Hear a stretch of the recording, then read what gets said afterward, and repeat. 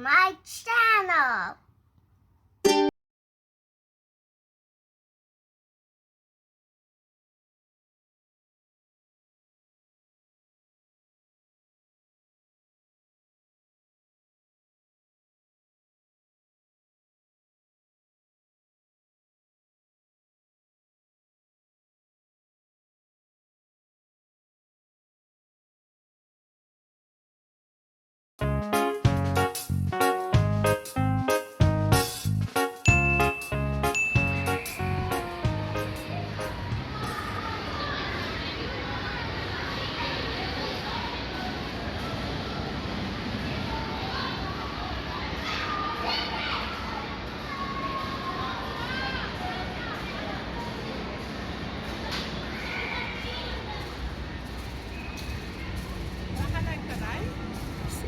Di ako nag-live, nag-video lang ako.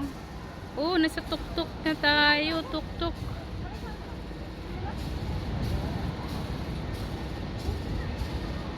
Ay!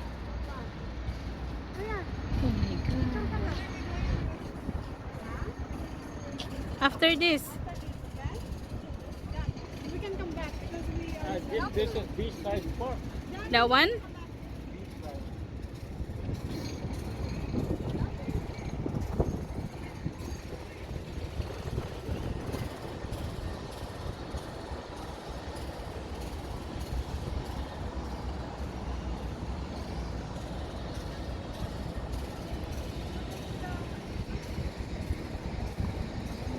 Dako ka, imo ni cruise ship.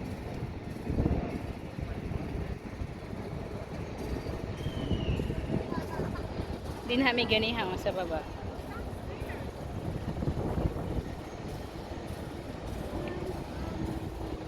Hello guys! Welcome to my vlog! Asan na si Daddy? Really? Oh yeah, there is a people diving there. Oh yes, come on, you go this way. Go. Mama will take a video.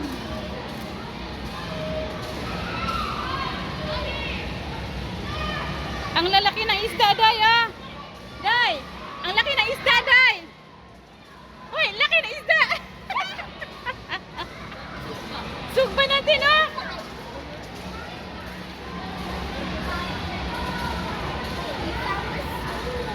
Wow. Mom, do you know that a group of fish is school? I don't know. A group of fish is called school. Wow, okay. Thank you. But you go the other one. Over there. Ay, malamig pala yung hangin. Kala ko wala na. Oh, look, you can touch it. You can touch it.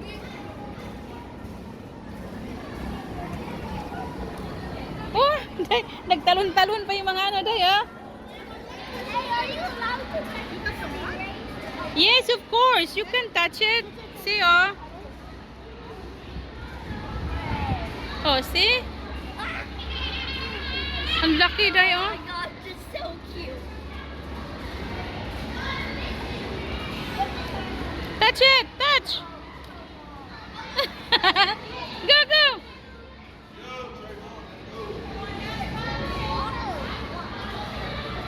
Yay! Good job! Oh my God.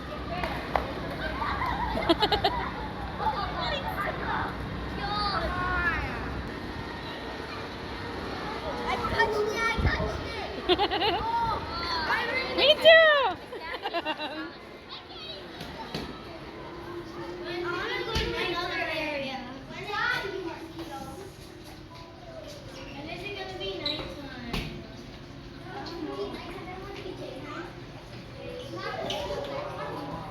If it's nighttime, you can't squat on the animal and find them. Is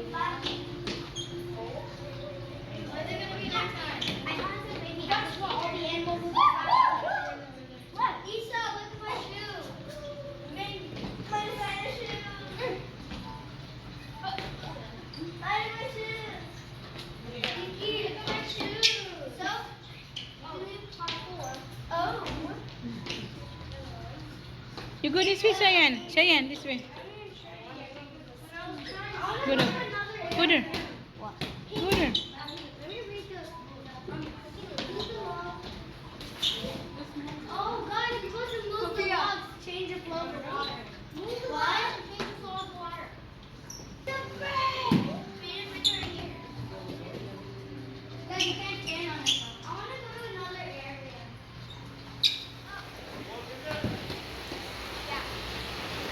Yeah. Oo pala. 29. Oo, bas ano sa'yo? Mura sa'yo. Sa amin, 82. Oo. 53 binayaran. Oo, kaya dalawa.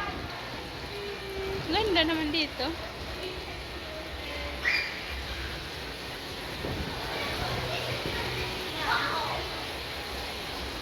Wow, look at that.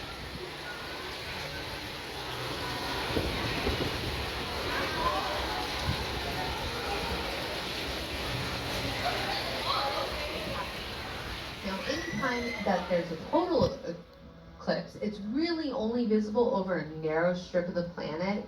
So that's only about a few miles wide or long. It's known as the umbra. Now, people within this band, they get to, as you can see behind me, right? This is what we would call the umbra. People within this band, they get to experience something called totality. While people outside that narrow line only really experience a partial eclipse. So if you're within the extended shadow of the moon, you're known as the penumbra. So during a partial eclipse, the moon actually appears to have taken a bite out of the sun. As you can see over here, it kind of looks like one of those nice crescent moon cookies or just a nice chocolate chip. And clearly it's getting close to lunchtime, right? You know, as like that ring of fire. And we're going to see this in that animation above us. I don't think that was what Johnny Cash was referring to in his song, but it's a little bit of a nicer thought than what he was predicting. So I'll Oh, take it. Earth. Look at the Earth. Beautiful. Totoo ito eh. Ayun o. Ako rin eh. Watch. Here we are. There's our moon chasing over our sun. Nasa moon. And we can see it just there in a few seconds, right? It happened so quickly, but you know, still right here, that's kind of what our ring of fire effect would appear as. Beautiful, isn't it? Well, talk about being in the right place at the right time. During a total solar eclipse, you experience something quite special. That's like the magic of totality, right? Our eyes are our most important thing, so always protect your eyes versus wanting to take a peek. But the sky goes dark and it actually reveals planets and stars that we wouldn't be able to see otherwise, right? So what then can eclipses tell us? We're observing eclipses for thousands and thousands of years, so obviously we've learned something in all of this time. And actually we've learned quite a bit, but I'm going to focus on some of my favorite highlights. So when the moon covers the photosphere, which, excuse me, that's what we call the sun's surface, as you can see. Mo na behind me. adlaw Isn't dai. it Just ginuo gorgeous? adlaw. It allows us to see other parts of the Adlaw. sun, Ay, yun which ako. is Sakit sa really, mata. really interesting. And before photography, astronomers had Ako to be rin. excellent illustrators to draw what they saw in the sky, especially because they had such a brief amount of time to capture what they were seeing. It's really fascinating. Look at the So sun. during The sun. gorgeous. During a solar eclipse in 1860, there was an astronomer named Temple, and he observed these kind of like curved bands on the edge of the sun, right? And you can see in this picture behind me taken by NASA. So we know these to be now as coronal mass ejections. So this actually occurs when the sun throws off hot new element. So in 1868, the French astronomer Jules Janssen, as you can see in his portrait over here, used a spectrometer.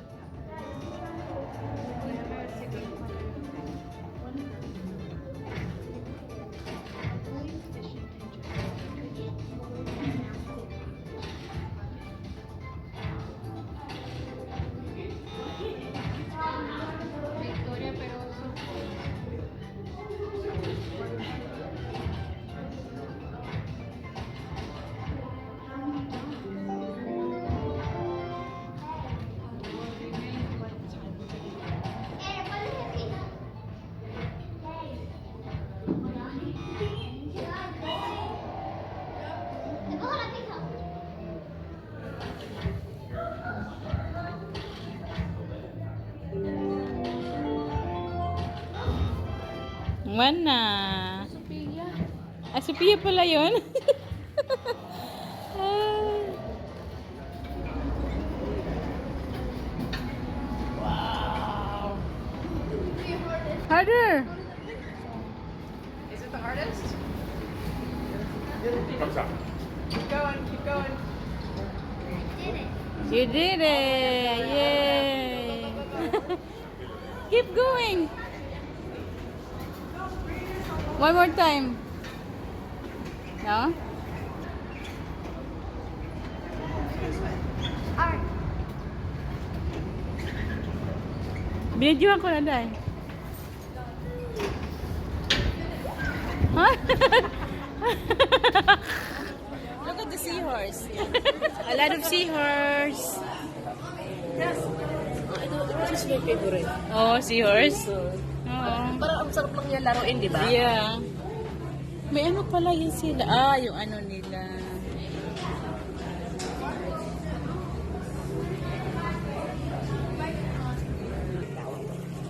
Oh, sea urchin! Sea urchin!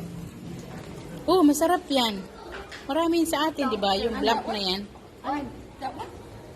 Oh, sure. Sea urchin. Yung pinaka...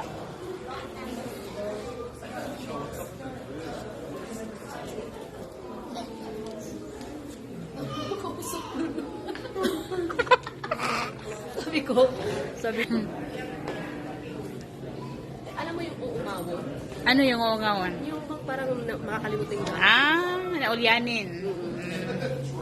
Oh, speaker Ano po. na si Leo? Ewan ko, nasaan na yun? Wala pa namang cellphone yun. Dito lang naman yun. Check. Sit po in there.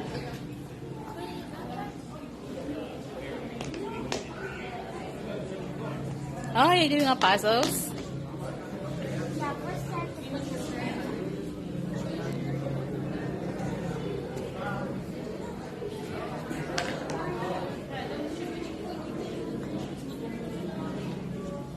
You gonna go that way? Let's go, nanak.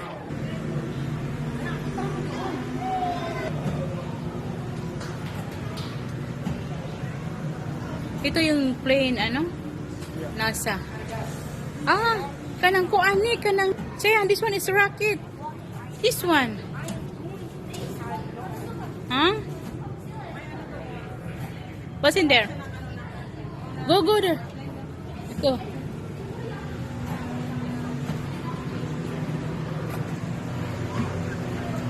Oh, may mga aeroplano, Day. Sakay na tayo, Day.